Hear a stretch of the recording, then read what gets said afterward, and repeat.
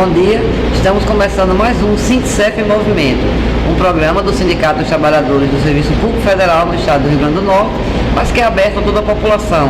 Muita informação jurídica, esportiva e principalmente discussão política, né? Então esperamos vocês para todo o programa.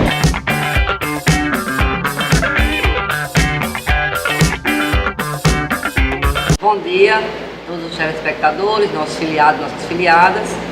Hoje nós temos aqui, vamos falar de política em dose dupla. Estamos aqui com o Valério, nosso assessor político. Bom dia, Valério. Bom dia. E estamos aqui com o Sebastião Carlos, o nosso amigo Cacau. Bom dia, Cacau. Bom dia. Nós estamos aqui em dose dupla hoje, porque nós vamos falar realmente de política hoje em dose dupla, né? Nós vamos começar com o Valério. Valério, a ordem do dia aí está colocando essa grande discussão que houve em relação a essa questão do foro privilegiado, né? O que é que você tem para discutir com a gente sobre essa questão? Esse tema, né, do foro privilegiado mexeu com a conjuntura dessa semana. Só se falava nesse tema nas mídias, nas redes sociais, porque uma mudança profunda mexeria com certeza nos interesses de grandes autoridades do país. E muitos deles, né, por responderem a processos criminais, por terem processos tramitando no Supremo Tribunal Federal, tinham interesse que não fosse colocado um fim a essa imunidade, né? Então, o Supremo Tribunal Federal, os 11 ministros do Supremo Tribunal Federal votaram pela restrição dessa imunidade. Então, hoje, como é que funciona? Todo ilícito ou todo crime cometido por um deputado, por um senador, eles responderiam no Supremo Tribunal Federal. O que ficou definido agora? Que crimes relacionados com a função parlamentar serão investigados, serão julgados pelo Supremo Tribunal Federal. Os crimes comuns, acidente de trânsito, homicídio, danos morais, crimes que são cometidos na área civil ou na área criminal, que não tem a ver com a função parlamentar, serão julgados pelo juiz de primeira instância. E em função disso, né, vários processos já foram deslocados para essas comarcas. Por exemplo, o governador Ricardo Coutinho, da Paraíba, estava com um processo sendo julgado lá no Superior Tribunal de Justiça. Desceu para o juiz de primeira instância da Paraíba. E esse crime dele era o quê? Só para as pessoas entenderem. Por abuso de poder na campanha eleitoral. Aí esse crime foi remetido para a primeira instância. Isso não é considerado um crime do exercício da função, porque foi antes dele ser eleito, é isso? Isso, exatamente. Aí vários outros processos, mais de 100 processos já foram redistribuídos, né? Processos que foram para o Paraná, processos que foram para São Paulo, inclusive o processo, né, do Aécio Neves, que foi para Minas Gerais, né, para a terra de Cacau aqui. Eu só espero que a Justiça de Minas não blinde, né, o senador, que julgue com rapidez, com celeridade, não faça o que fizeram com o processo do Azeredo, que levou 20 anos para ser colocado, chegar a um final, que inclusive não chegou, né? Ainda não chegou. Ainda não chegou. Está pendente ainda o último recurso. Exatamente. Então nós achamos, qual é a nossa opinião? Isso é ridículo, mas é verdade. Nós achamos, qual é a nossa opinião em relação a isso? Nós achamos que nenhum parlamentar, nenhuma autoridade deveria ter essa imunidade, certo? Eles deveriam ser todos julgados por juiz de primeira instância, porque eles não podem ter privilégios que uma pessoa da sociedade, um trabalhador, que uma trabalhadora não tem. Por que eles têm que ser julgados no Supremo? Por que eles têm que ser julgados no STJ? E o que nós observamos, né, é que os processos que estão lá no Supremo Tribunal Federal são processos que levam 20 anos E quando eles vão julgar esses processos, os processos estão prescritos, certo? Ou seja, o processo é arquivado por prescrição. Temos um rol recente, certo? Agora, né? Exatamente. Fica na gaveta, né, dos ministros, lá o tempo indeterminado, até bater a prescrição. Quando eles têm interesse, aí eles julgam os processos rapidamente para a pessoa ser punida, né? Teve um caso agora do Valdir Rauch, se não me falha a memória, que é de Rondônia. O processo foi arquivado com prescrição, prescreveu a pena, foi arquivado. Podemos dar um exemplo recentíssimo e mais famoso, que foi o julgamento de Lula, né? Que foi a toque de caixa numa velocidade estonteante, nunca vista antes na história desse país, né? Parafraseando Lula, uma rapidez dessa, uma agilidade dessa, né? Uma eficiência dessa do judiciário. O judiciário no Brasil, ele está tendo um posicionamento muito seletivo, né? Quando interessa, existe rapidez. Quando não interessa, o processo para. Isso é muito perigoso para a democracia. Mesmo essa frágil democracia no Brasil, né? É muito perigoso, porque cria uma insegurança jurídica. Quando você... Isso eu não quero dizer que a população tem que ser contra a celeridade do processo. Não, muito pelo contrário. Nós temos que ter uma justiça ágil, porque nós temos uma justiça caríssima. Eu fui abordado por um juiz que disse: não, vocês estão batendo muito na justiça, no poder judiciário. Não é questão de bater, nós estamos falando, dando uma opinião e que nós achamos que é correto. A justiça tem que ser ágil. Agora ágil, né? Para todos. Tem que ter celeridade, agora tem que ser para todos, certo? Aí eles argumentam, essa pessoa ficou chateada comigo, porque disse o seguinte: mas por que como é que nós vamos ser ágeis se não tem funcionários? Aí eu pergunto: e por que é que a justiça eleitoral é ágil? Os prazos são de 2 dias, de 72 horas, você tem que cumprir. Foram contratados novos funcionários para julgar o de Lula? Não foram contratados novos funcionários. O processo de Lula foi super ágil, né? Então o problema é esse. Então, em relação a essa questão desse privilégio que as autoridades têm, nós queremos dizer o seguinte: que a nossa posição é que ninguém tenha, certo? Que todos sejam julgados pelos juízes de primeira instância.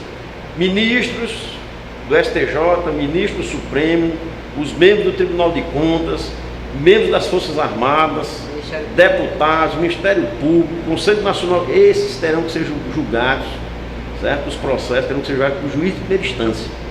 Essa é a nossa opinião. Deixa eu fazer 2 perguntas em relação a isso. A primeira pergunta é: tudo bem, ser julgados por juiz de primeira instância como qualquer um outro mortal, né?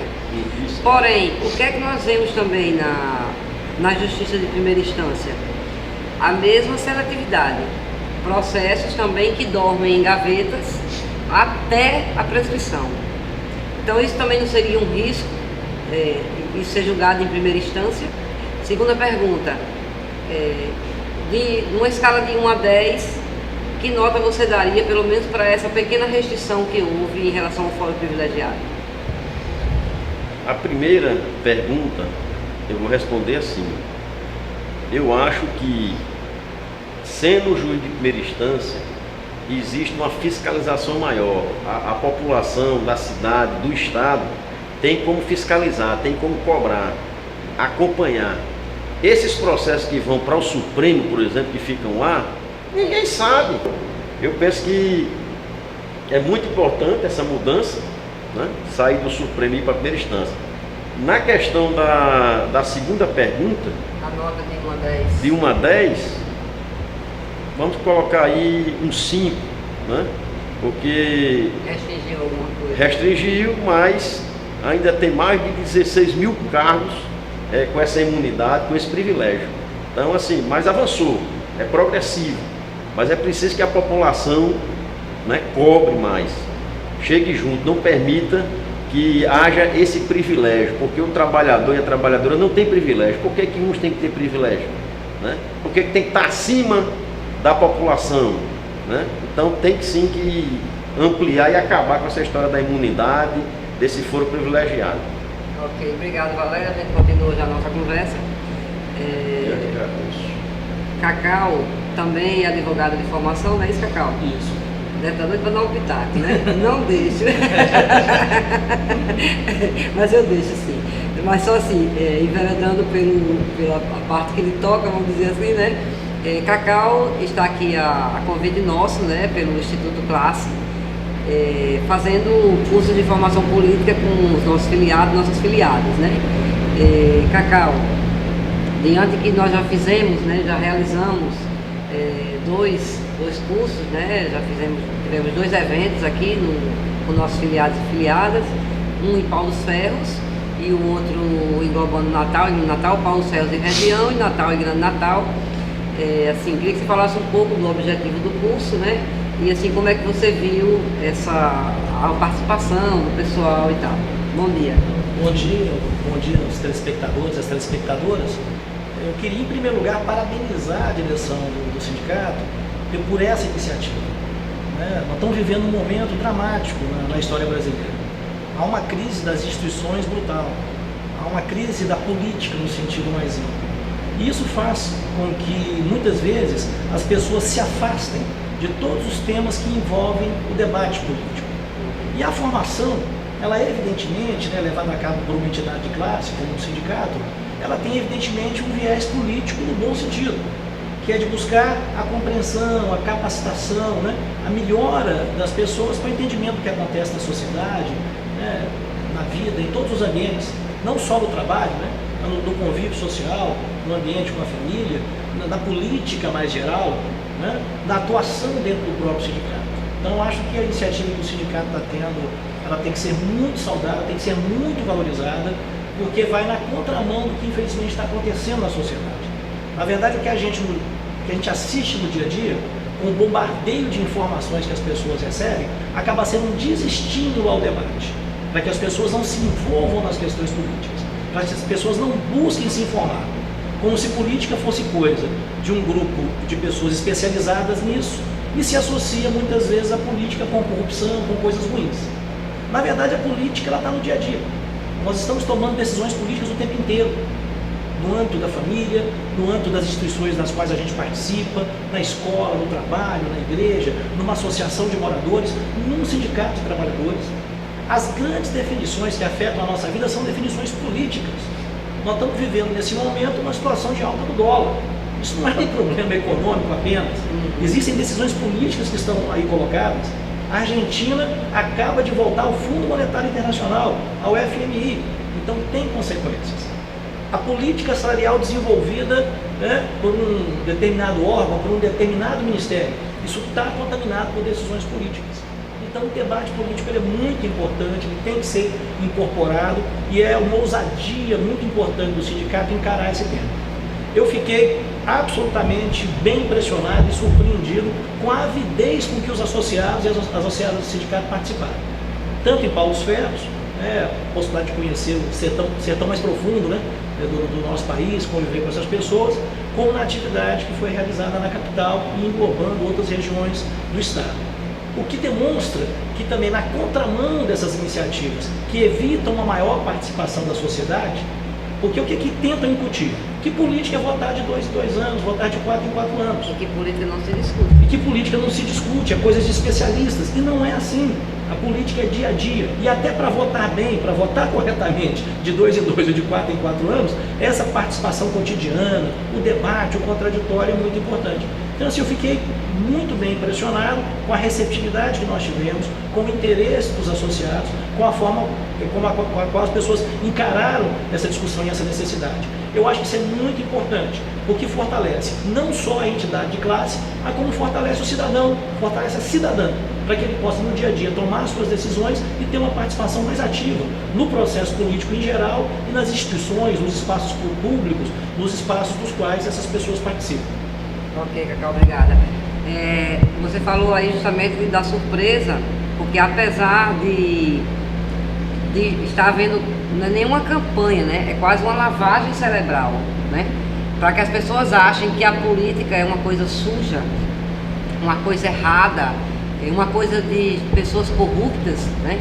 A importância que a política tem na nossa vida, porque, conforme o Cacau falou, a política são as decisões do dia a dia. Tudo que está à nossa volta são decisões políticas, né? Então, essa avidez do pessoal em querer responder, em querer participar, interagir durante todo o curso, né? Eu acredito que tenha sido um mérito da forma como nós introduzimos o assunto, você como instrutor, né, que foi do nosso curso de formação, porque assim, justamente o que é que nós queremos, o que é que nós estamos passando nesses eventos? Justamente o contrário do que as pessoas estão vendo na televisão. A importância das pessoas participarem da política. E não é de 2 em 2 anos votando, não é isso? O dia a dia, a importância das pessoas participarem no dia a dia da política. E não é só na política partidária, não é só você ir pastorar o seu deputado, ou o seu senador, ou o seu governador, né? A importância de você estar participando de todas as decisões políticas, inclusive isso, cobrando do seu parlamentar, né, o parlamentar que você votou, o parlamentar que você ajudou a eleger, ou mesmo o que você não ajudou, mas é o que foi eleito na sua região, no seu estado.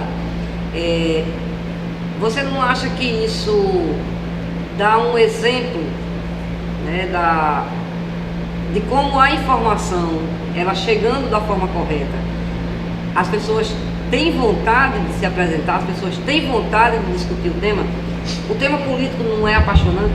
Não, sem dúvida. Eu acho que nós temos que construir instrumentos, que eu chamaria de instrumentos de contra-hegemonia, frente aos meios de comunicação, frente, digamos assim, à grande máquina que existe nesse país, que dissemina informações no dia a dia, e muitas informações não correspondem à realidade.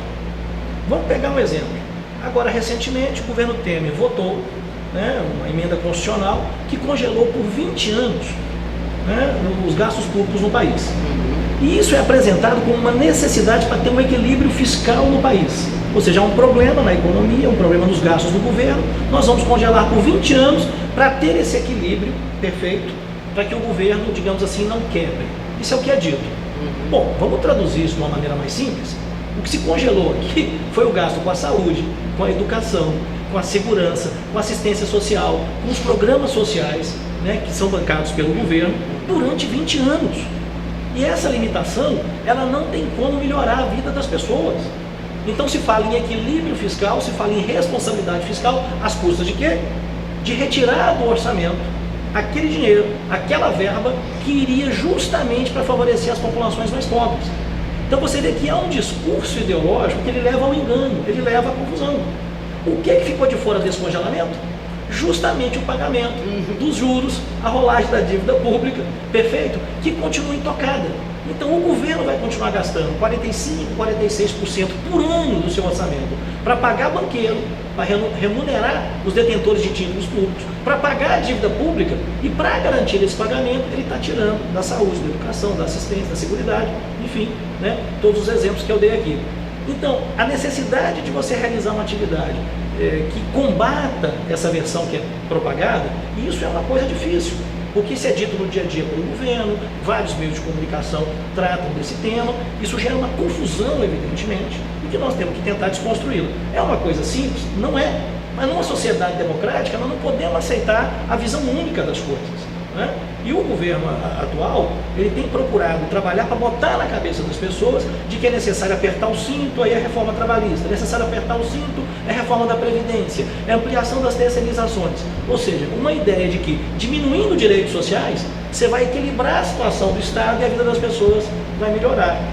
Não, o que nós estamos vendo é que é o contrário, está aprofundando. Nosso país chegou a 3 milhões de desempregados. Pois é, e inclusive o presidente agora disse que não está aumentando o desempregado. Você está com conversa fiada, Cacau. Ele disse que não aumentou o desempregado, aumentou mais gente procurando emprego.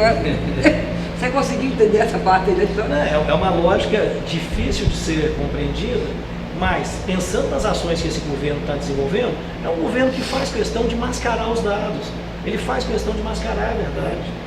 Então a nossa atividade de formação, ela pode ter uma importância muito grande, porque vai ajudar a trazer para as pessoas que estão participando disso uma visão mais próxima da realidade. Porque não é só o problema do corte das verbas, né? Porque o corte das verbas não atinge só o servidor público que está nos assistindo, ele atinge o cidadão comum que está nos assistindo, que depende do SUS, que depende da Previdência, que depende da segurança pública. que depende do serviço público em vários aspectos, dos programas sociais. É isso que está sendo afetado. Que tá um absurdo. Né? Então, assim, os governantes, eles fazem questão de confundir conscientemente. Então acaba meio que repetindo uma certa ladainha, perfeito, que mais desinforma do que informa. Então a afirmação do presidente é meio estranha, né? Pode ser meio jocosa, causar até gargalhadas, mas ela tem um certo sentido. É seguir trabalhando com informações que, ao invés de esclarecer as pessoas, elas mais confundem. Porque virou até meme isso, né? Virou meme, porque claro. não existe essa afirmação que ele fez, né? Beira o ridículo, né? Só ele deve achar que a população brasileira, nós somos um bando de idiotas, né? Nós precisamos ter possibilidade de pensar o futuro do país. E as últimas medidas políticas que foram tomadas, elas jogam o nosso país com a possibilidade de um abismo, de aumentar o fosso social, que já é muito grande na nossa sociedade. Ok. Obrigada, Cacau. E até o próximo programa, onde você vai estar aí participando junto conosco novamente. E também para o pessoal, né? Até o próximo curso. Ok, muito obrigado. Ok, Valério, obrigada. Bom dia para você. Obrigado.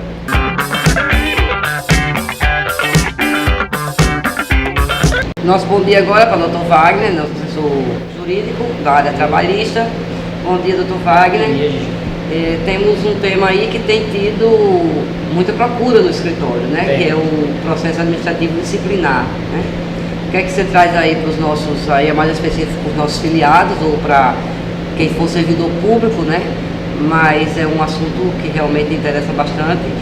Como é que você está vendo isso e o que é que você tem para estar orientando aí para o nosso pessoal? Vamos começar o programa de forma diferente, com a sua permissão. Pois não. Queria mandar um grande abraço para a dona Terezinha Lourenço, minha mãe, Ah, tá. senhor José Francisco, meu pai, minha tia Cícera, telespectadores assíduos Do nosso programa. do seu programa. Então receba o meu abraço também, né? São comerciantes, mas eu acho que já são quase servidores públicos, porque não perdem.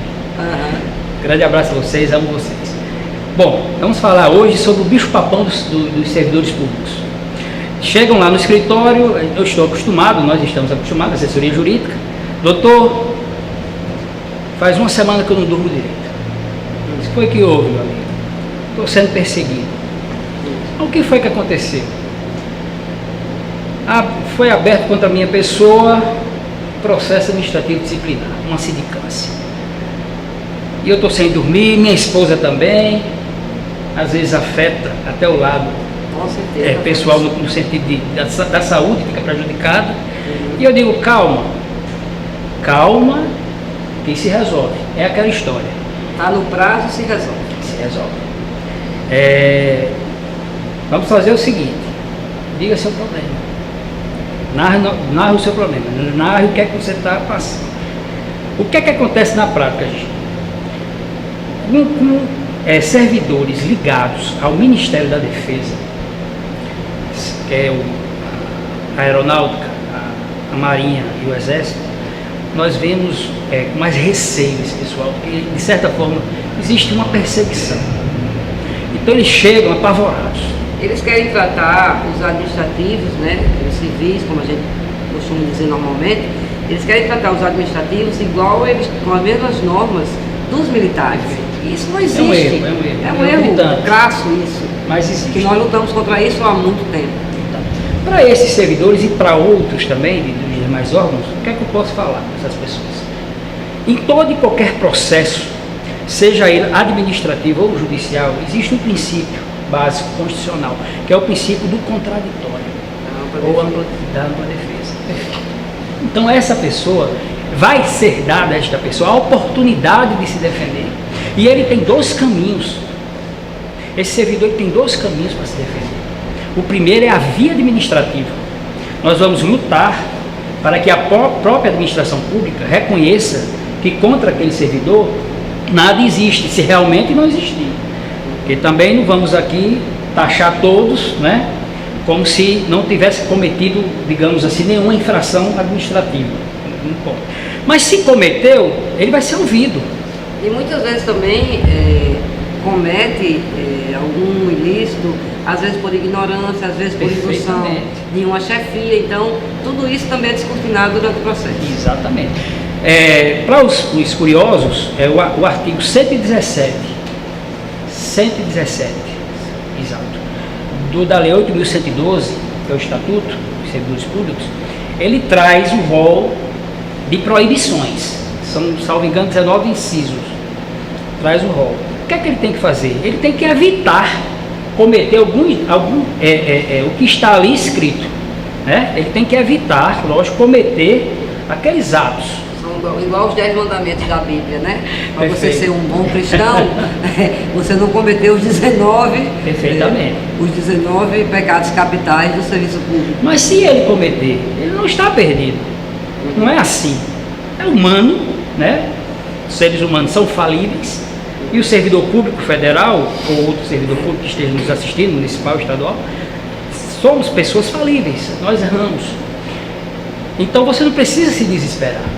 Você vai ser chamado, tá certo? É um processo administrativo, é um processo onde vai ser instaurado. Primeiro, ele vai ter uma abertura, claro, vai ser formada uma comissão, são 3 pessoas, presidente e 2 vogais, e essas pessoas vão apurar, tá certo? O que é que o administrador público ele é obrigado?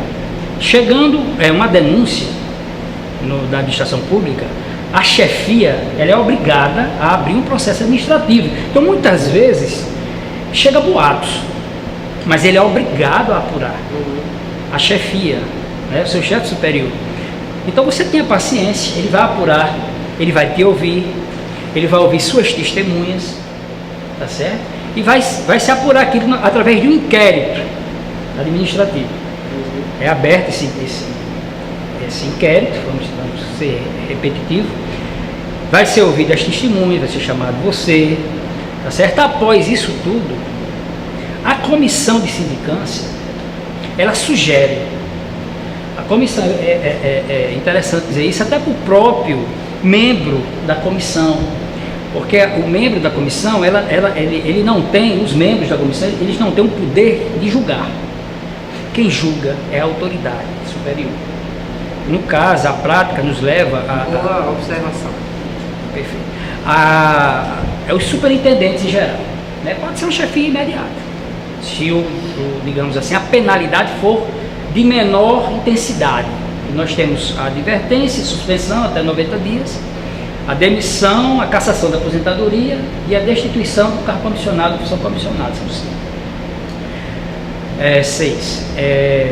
Se digamos, a penalidade ali apurada for de pouco potencial, digamos, ofensivo, na advertência, por exemplo, a própria chefia pode aplicar, mas ela vai te ouvir. Ela vai te ouvir, ela vai te ouvir testemunhas, e a própria comissão que não julga sugere, ela ou sugere a sua inocência, ou sugere a sua penalidade. Claro que vai ser um relatório, onde ele vai esmiuçar os detalhes de por que chegou àquela conclusão, e vai pegar esse relatório e vai levar à autoridade, mesmo a comissão disciplinar, concluindo pela sua inocência, a autoridade superior que vai julgar o processo, e pode não entender desta forma. O contrário também? Também. Se for sugerido uma penalidade, ele também pode dizer que não vê e também retirar. Exatamente. E se alguém estiver passando por foi indiciado em alguma sindicância ou algum processo administrativo disciplinar, nos procure. Que a assessoria jurídica vai estar de braços abertos para te defender. Então, obrigado, doutor Wagner. Até o próximo programa. Estamos chegando ao fim de mais um Sindicef em Movimento. Próximo sábado teremos novamente discussões políticas, sobre esporte, área jurídica, muita informação para você. Até lá.